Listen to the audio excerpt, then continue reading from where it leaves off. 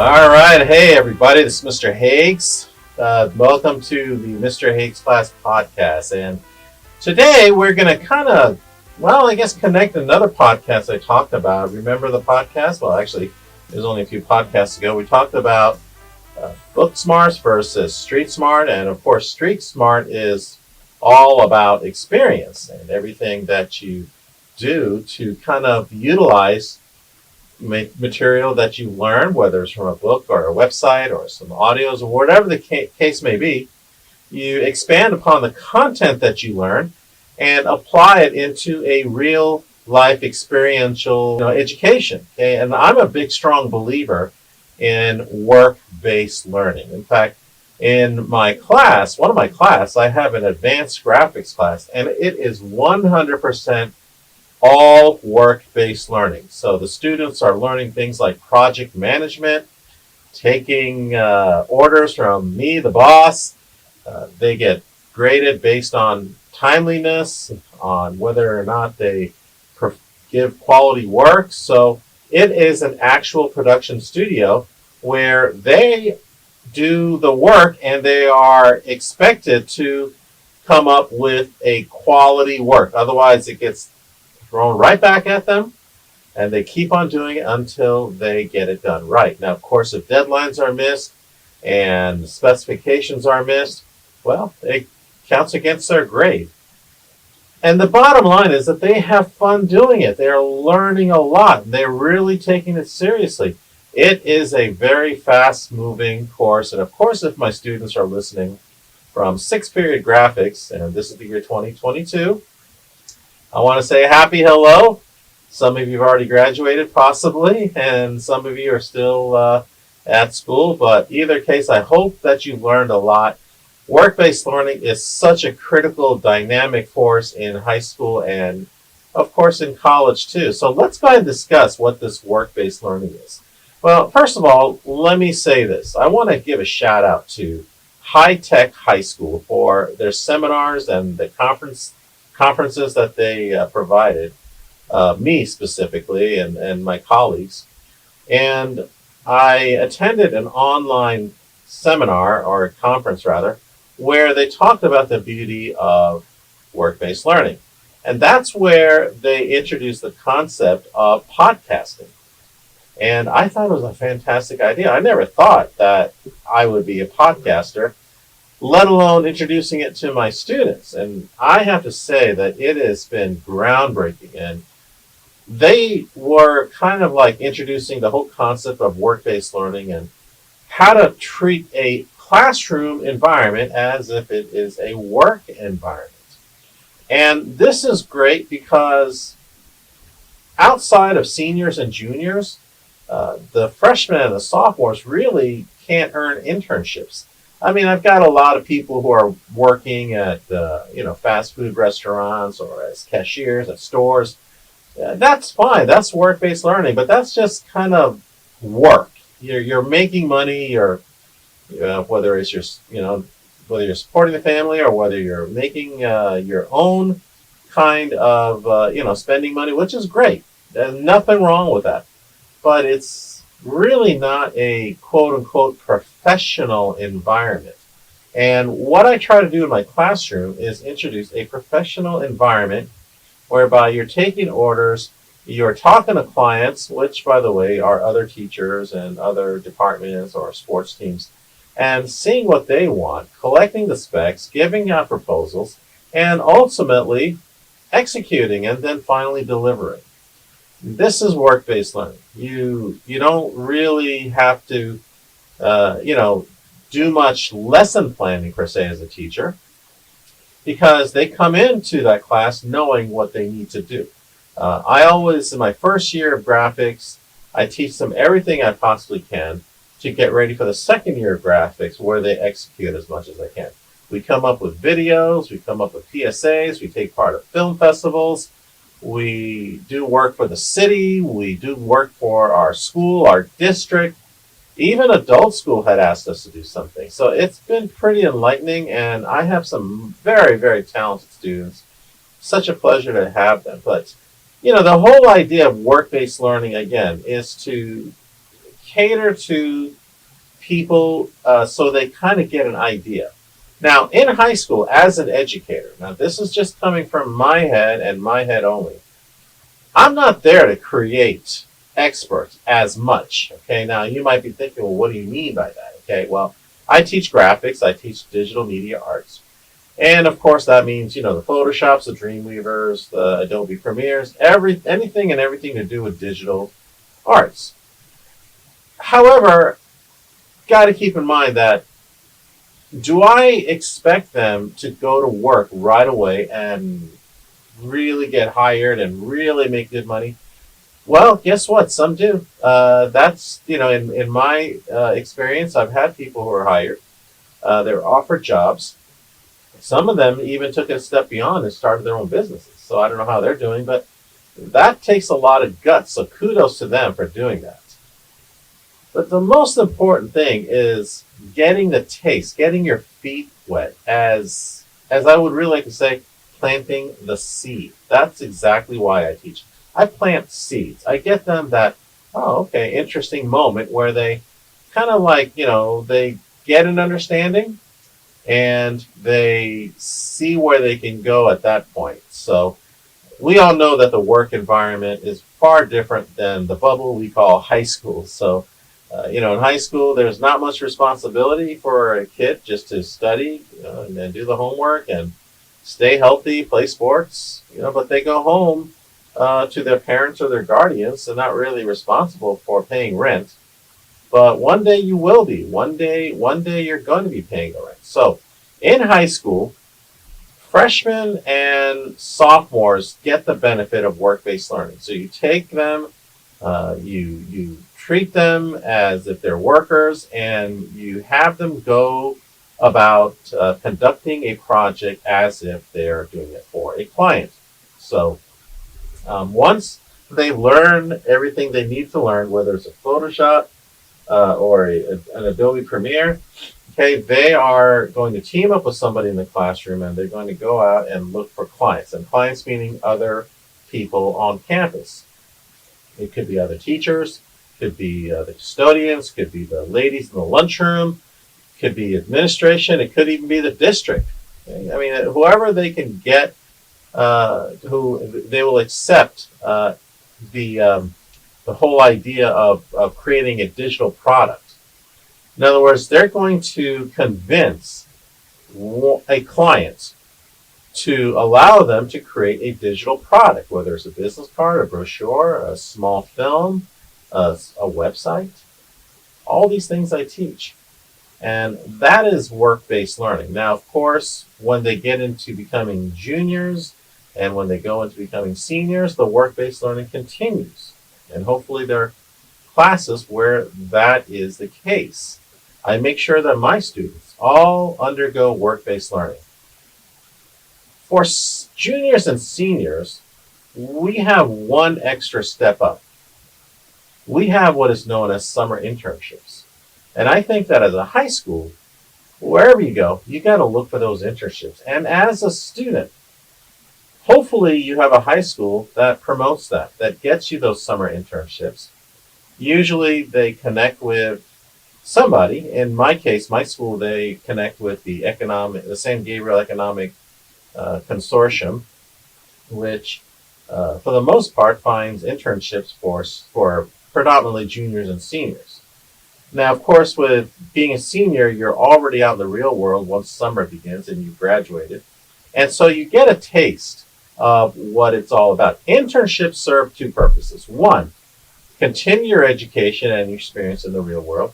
To add to your resume, because you don't want to enter the real world, as if they call it the real world. You don't want to enter the real world with an empty resume. You don't want to go out there with no work experience. Fast food restaurants, cashiers working at store, that doesn't really, it's not really real world experience. I mean, I'm not trying to I don't want to sound bad, because I know plenty of people who are in their 40s and 50s and they work at fast food restaurants, and that's great. They have my respect. I hold no judgment. But an internship is to get you above and beyond that, to get you into sort of like a white collar situation where you're doing important work for really important people. I think you know what I mean. Again, nothing against blue collar workers and what they do. We need them, we honor them. But at the same time, we also want you to utilize the things that I like. At least I, myself, in my education, in my classes, I teach my students to become graphics people. And a lot of these companies, well, they have social media accounts, they have websites, they have need for pamphlets and newsletters and business cards and brochures. That's what most of them ask for. Most of the companies ask for the interns to do. They're good at because kids are good at social media, so you got to learn that. Okay, and I have a web design class. Students are good at creating ad banners. So, we have a Photoshop class. Students are good at creating PSAs, that's public service announcements, using video technology. Well, I have a video class. So I try to get them above and beyond and introduce them to working in places like, well, for instance, one of the biggest ones is the City of Hope. The other one is JPL, that's a Jet Proportion Laboratory. I'm hoping to get them more into the film industry. So hopefully that'll happen. But as for high school, the whole idea is it starts with work-based learning inside the classroom. Then it goes up to internship, working outside of the classroom. So you're under the watchful eye of a boss, a supervisor, who is the boss and supervisor of other grown-up people. It could be kind of nervous. It could be a little nerve-wracking, but you discover yourself. Now, I would imagine that you remember, if you recall, on my second episode, I had a wonderful young lady, Ashley Camarina, who took 4 years of medical. We thought she was going to be a nurse. Well, she interned and she did some things and she decided that, well, maybe nursing isn't for me. And instead, she decides she wants to go into child psychology. Well, hey, you know what? The girl's a winner. She's going to do great no matter what. And she has my blessings, and I wish her all the best of luck. But what I'm trying to say is that once you go out into the real world, you'll find out for sure whether that particular profession, whether it's a nurse or whether it's a web designer or whether it's an engineer, is that really for you? Because you get to see everybody in action. You get to see professionals in action. That is the purpose of internships. Now, once you get into college, you can still have internships. Now, internships are not necessarily paid positions. There are such things as paid internships. So they'll pay you like minimum wage, or they'll pay you like a stipend, which is a set amount. It's beneficial if you do have that scenario where you can get some form of payment, but the whole reason for an internship, whether high school or college, is to get that experience. Now, if you're in college and you'll find yourself in college mainly in a very, let's just say, so now in college, you'll find yourself in a financial situation. So finances are that much more critical. You will have expenses. If you're not living at home, you got to go out and you've got to go and, for the most part, support yourself. Some of you will go out of state, and that's a whole different world. You've got gas, you've got insurance you got to pay for. So all this comes into play. That doesn't mean you can't do internships. You got to talk to your college and see if they can offer some sort of internship program where they can connect you with a business that offers that. However, it would be better to use a program called cooperative education, or co-op. Now, when I was in college, just before my junior year, I worked for a company in New Jersey called Menon, which the makers of certain cosmetic products like aerosol sprays and speed sticks. All these lotions, they make a lot of that. So we tested all that out, and that was cooperative education. It was you get a good, decent pay. You're pretty much there full time, and you get a regular pay, and which is a good deal. You can put that on your resume. You got a supervisor. They can hire you. They can fire you. They can do whatever they want with you. And worse, they'll grade you. So cooperative education could mean you get graded. Internships, there are some situations where you'll also be graded. So you've got to be very careful. It's not just about the experience. How good did you do? How bad did you do?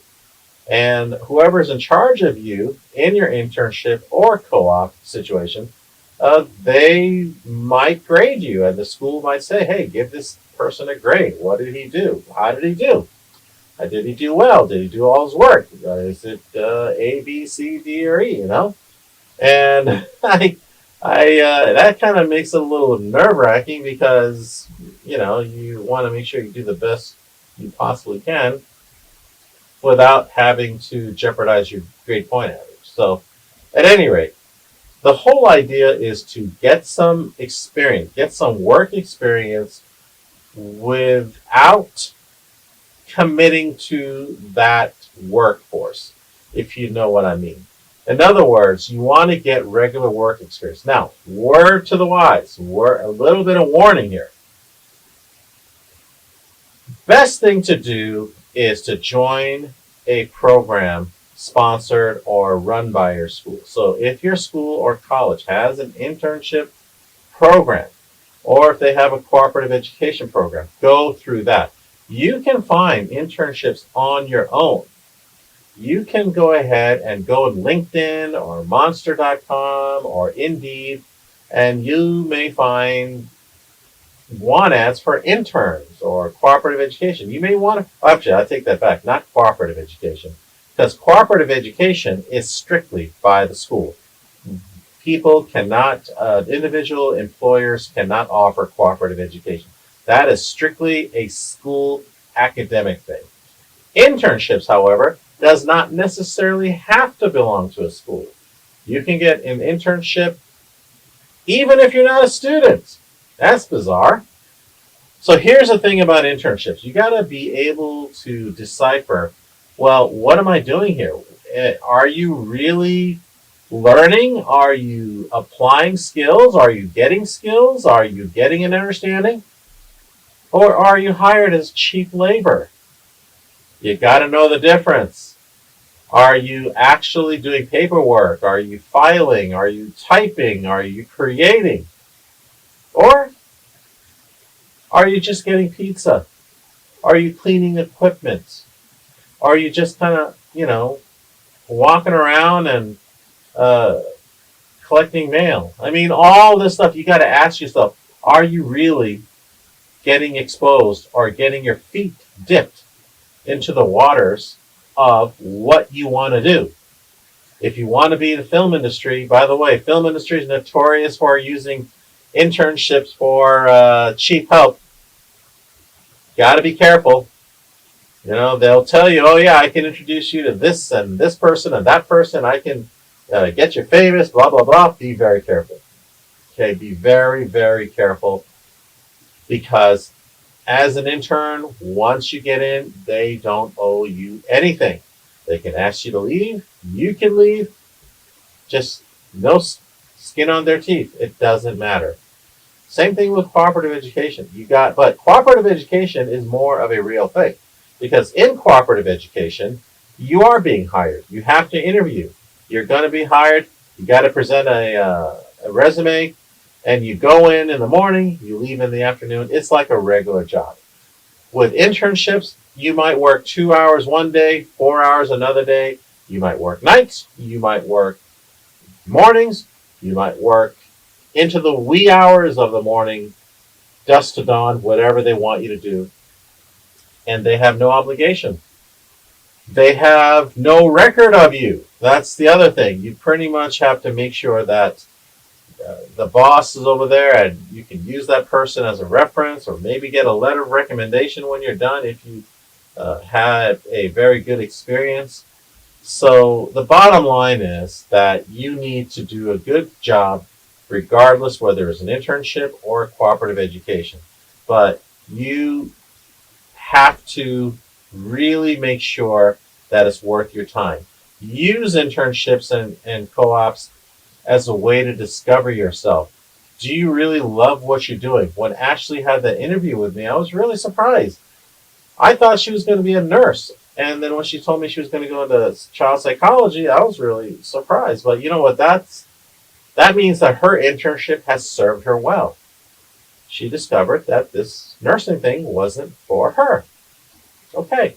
I discovered early on when I was working for Menon and when I was doing that cooperative education in New Jersey, I kind of discovered that biology wasn't for me.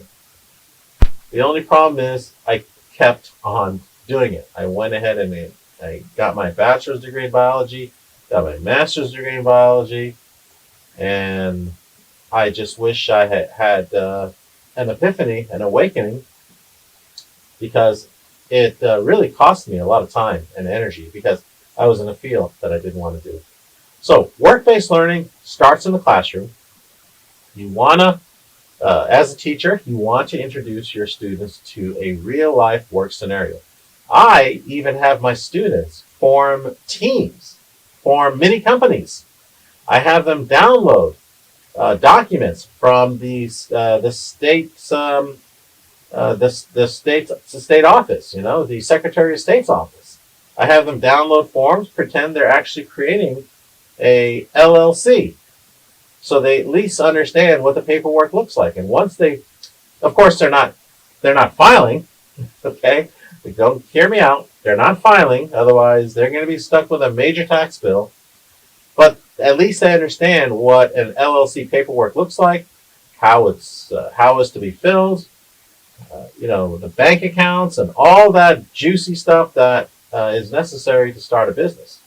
And once they start their mock business, then when they're ready to get work, they write a proposal out, they submit it to potential clients, and they get selected. Whether they want to, some clients, some teachers will reject them, and some teachers will accept them.